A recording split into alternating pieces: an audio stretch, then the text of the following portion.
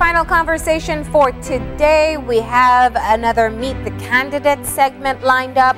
And this morning, we're moving up north to Orange Walk South, where we're talking with the representative, Jose Abelardo Mai. Good morning. Good morning, Marlene. Good morning, Belize. All right. Well, thank you for taking the time, the break from the campaign, that is, to be able to talk to us about what's happening up north and specifically within your constituency. So let's just start with that. How is the campaign going so far? You have a lot of rural areas to cover. Yeah, we have 11 communities to visit. We have some very large ones, and we have some very small ones. Our campaign is on schedule. We have 2 more communities to cover, which is Blue Creek and Fireburn. We will do that today. We will do one today, and we'll do that tomorrow. So we will finish our house-to-house campaign before general election, which is Tuesday. So we'll be next Wednesday, so we'll be fine by then, and we will take the remaining days to do logistic preparation. So we are right to schedule, Marlene, and we hope to do also some hot spots. You know, people call and say, "I need to speak to you. Can you come?" And these are the little visits we'll be doing after we finish Blue Creek tomorrow. Now let's talk about the issues within your particular area. You are the current representative, so you have been tasked in being able to bring their concerns forward. But of course, being a part of the opposition, that doesn't mean that you're able to get the changes that are being asked for. How do you go into a campaign having to say to people, yes, you elected me, but I was strapped in what I would have been able to deliver? Well, I think for most part, people understand how politics operate. Okay. Belize, people understand how governance occurs in Belize. And there has been mischief in the past. You know, people say, "Oh, but you're elected. Why you don't build the highway from Shipyard all the way to Tower Hill? You know, oh, you have been in power for 2 terms. Why haven't you fixed the streets in Belize?" Those essentially are mischievous, are mischief makers, right? That say these things. People understand that in opposition there's not much that you can do except in the House bring it up time and time again, which I have done so. I think people understand that. Yeah. Now, what are the concerns that you're hearing from them at this time? Oh, there are so many concerns. Yeah. But the first concern in my constituency is the unavailability of jobs. 1. 2 is the poor infrastructure in my communities. Every single village has complained, and it's visibly clear that the infrastructure has deteriorated over the years. There is not a single street in the village which is in good condition. So I think that is very, very, very, it is a matter that has to be addressed immediately. It is difficult not to put attention to that, because it is every village has that problem. Every single village. Thirdly is the roads, the farm roads are in horrible. Vehicles cannot even pass, go to their farms, to go deal with their cattle, to go deal with their sugarcane. Vehicles can't even pass. So these are things that are seriously affecting the residents of Orange. Another important matter, which also shocking, that you will find property, that you will find 3 houses on the same property. As they will tell you, my son married, he has a family now, but he has no land. So he has to construct on his parents' property. That is something that is unacceptable. In 2020, this should not be the case. Every Belizean must have a piece of land. He can build his home, him and his family. Yeah. Take that land, go to the bank, borrow money, and continue to develop. That is what we should do. Yeah. It is shocking to see that, Marlene. Mm-hmm. No, you know, definitely when we talk about land distribution, that's a conversation by itself, I think, beyond just Orange Walk South. Yeah. But let's start with the first priority that you've identified so far, which is unemployment. You're putting yourself forward once again to be the representative for this area. What is your plan? What do you think are some of the viable options for employment for the people who live in your constituency? Okay, Marlene, I think I know everybody knows that my strength is agriculture. Yeah. I have led the debates, the productive sector, and I am a firm believer that the country can only move forward if we invest in agriculture. Mm-hmm. We produce more what we are producing. If we export more than what we are doing today, I think, I'm convinced that we can create employment, rural community. That is what we have to do. Yeah. Once we invest in the productive sector, many people will be employed. Much food can be produced, much can be exported.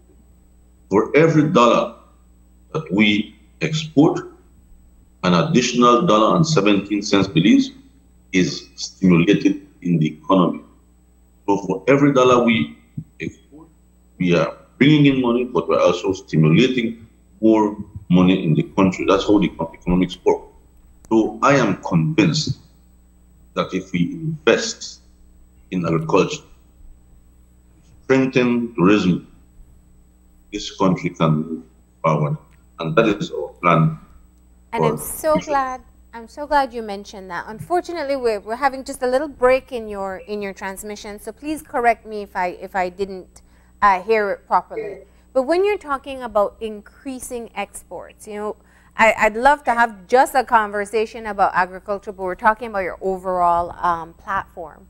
But you know, we spoke with the former CEO of agriculture, and one of the things that he pointed out was looking at two things, and I want to get your thoughts on it because it fits within your constituency.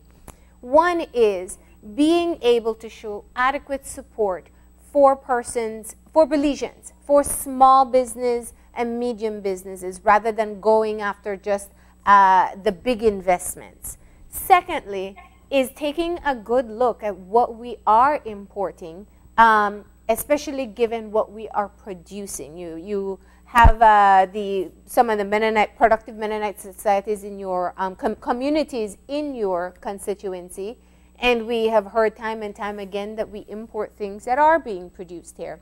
What are your thoughts on that? Oh, I agree. I agree. We have different. We have agriculture production can be categorized in three categories. The first one being the traditional exports, which we know, plus the sugar, bananas.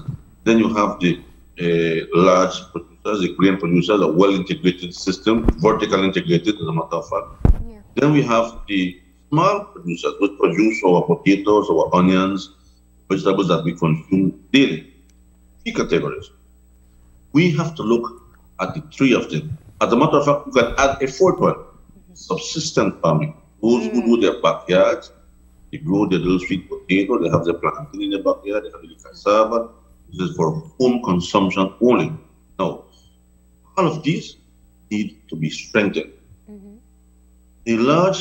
The traditional exports, every single one of them is in problem today. Sugar prices are depressed. The amount produced this year reduced because of the drought. We need to bring back production to where it was. We need to lower our cost of production from all the way to Europe. Costs are too high. We need to export more. We need to get our grain growers exporting into Central America and the world. We need to export 100 times what we're exporting today. Those are the well-integrated grain farmers. Yeah. For those who produce potatoes and onions, import substitution is important. Instead of importing potatoes, let us expand the production of potatoes and onions so that we can have local production over a longer period of time in the country. Yeah. For the small producers, we need to, again, for the subsistence producers, farmers, backyard gardens, it's really important.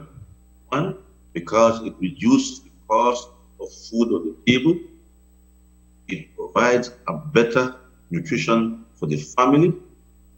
It helps all in all. Yeah. So these are the 4 categories I mentioned, and each of them need to strengthen, expand, produce, so that we can have better country. Do you think that there are you said that a way out of the unemployment situation in Orange Walk South that you say your voters are telling you is an issue is by looking at having them involved within the agricultural sector? Are there perhaps missed opportunities, new markets, new crops that can be explored, or even new methodology that you would like to institute in your area? Let me tell you, the problem with agriculture is that it has been neglected for a very long time. I will give you an example, Marlene. I was an extension officer many years ago. I worked 18 years for the government. Ministry of Agriculture. In 1995, 1996, there's a small community by the name of San Carlos. San Carlos, an Indian church, produced 2 million pounds of hot peppers. Market. That generated $1.8 million in these 2 communities. The lives of these people changed forever. Children had their little bicycles, they had their tennis shoes, they had their little knapsacks in their bag. Vehicles start appearing in the homes of the residents because they have purchasing power. Their lives changed completely forever. For some reason or the other, that fell down. They started to produce now onions and potatoes. Again, when you have the onions and potatoes, they are able to market at prices that market and make a profit. At the same time, imports coming compete with companies. I believe that we can do better. We must strengthen our extension service. We must seek markets abroad. Yeah. There are ethnic products for niche markets. You go into the terminals in Florida, which I have visited in the past when I was director of marketing for the Ministry of Agriculture. You will find all types of products on the market in Miami. In Florida, in Miami, you will even see frozen plantains in 2-pound bags in supermarkets. We can do that. You will find sweet potatoes, you will find every single tropical fruit. You will find frozen cassava, you will find frozen mami, you will find frozen mangoes, you will find so many things on the market. So we need to identify these niche markets, and we need to start to produce to target these markets. Yeah. And we can do it. Well, let's go back to your campaign for a second, because I know I took you off on the area of your passion, but it's also very relevant to your area. one of the other issues that we see facing Orange Walk District in general, but also within your constituency, is looking at the COVID-19 situation. And I want to ask you, how do you think it's going to impact the election, the fact that COVID-19 voters won't be allowed to participate? I don't know that they can disallow anybody from voting because allegedly the person has. I don't know that the persons who are tested get up saying, "Hey, you are this. This is a education that here is." I haven't seen that yet. I think the distinguishment is that they're not disallowed, but they are not allowed to move out of quarantine. So the infraction is the quarantine regulation. Yeah. Well, how much people are quarantined or not? I mean, we don't know who have it. Yeah. Testing is so reduced. But anyway, I don't think, what should I say? I hear people say, I'm scared to go out. Our advice is not only for voting, but if you need to come out of your houses, your homes, you need to practice the measures. You need to wear a mask. You need to sanitize. You need to practice the safe distance. And this is our campaign. As a matter of fact, we give a mask at every home we go. If there are 4 voters, we give them 4 masks so that they have a mask on election day. We are also going to have sanitizers for residents, but we encourage them to go vote, but to exercise care when they come out. Not only for voting, but for everything. Yeah. Now, if you're elected back to office again, tell me, what are some of the things that you're hoping you could do in this term? Your priorities as you move forward. Okay. One of the first things we need to do is to get those farms up and ready. It makes no sense to have product not able to take it out of the farm. That's the number one thing. We need to address that immediately. Farm rules. Second thing we need to do, must strengthen the extension service. There must be horizontal movement of people. We cannot continue to be wasting resources on programs that are dysfunctional. We must open the cattle markets to wherever there is a market. We have to do that again. We have an excess of cattle right now, and we cannot export. We have to export so that farmers can pay their loans, ODA. They are unable to pay because they cannot sell. This cannot be. These are the things we need to address immediately. Immediate actions there. I know some of the issues have fallen off the radar, and it's hard to imagine times of drought when we're facing so much rain, but that's also something I know you had a lot of points about, looking at assisting in irrigation systems for farmers as well. Is that also something in the pipeline? Absolutely. Not only irrigation, but technology, improved technology. Yeah. The peppers used to grow in 1996. 1995, 96, 97, we were exporting peppers.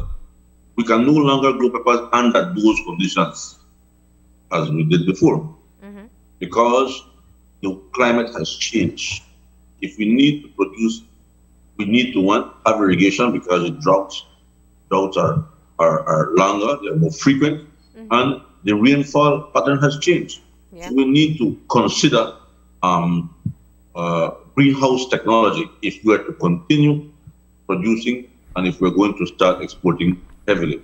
We need to improve and invest in technology. Resilient agriculture is something that we need to look at now. The days when you say, the weather, is that going to rain? No, it's not going to rain. It rains. And we're going to have dry weather. So the pattern has changed completely. Yeah. All right, and how are you feeling moving forward, going after another term in Orange Walk South? You said you have covered most of the villages so far, and you're going more rural. Do you get the sense from people that they want you back in office again? Yeah, absolutely. The support is overwhelming. And you will acknowledge, Marlene, that my strength is agriculture. My constituency is an agriculture-based constituency. So they feel comfortable with me being their leader in the House and in cabinet to address problems. 80% of the people in the South depend directly, indirectly on agriculture. So being my strength, that being my strength, they have confidence that we will improve their lives when we're in government. Okay. All right. Any final words, Jose? I would just like to thank the residents who have opened their homes for us, to us, who have been very kind. I also thank those who are very rude to us, as you've heard a few, right? It's okay, it's politics. I don't take anything personal. And I also want to thank two of my campaign managers, Honorable Lobiza and Digno Palanco, who've done a tremendous job. Being as a foreign draft South, I want to thank them too. Okay. Wonderful job. The best campaigners and the best campaign managers in foreign draft South. All right. Well, we appreciate you taking the time to chat with us this morning and hearing a bit from you how it's been going on the campaign trail and what the issues are for people who live in Orange Walk South. Thank you once again, and please stay safe on the trail. You too. All right, with that, we're going to go ahead and take our final break. When we come back, we'll have our wrap-up, so stay tuned.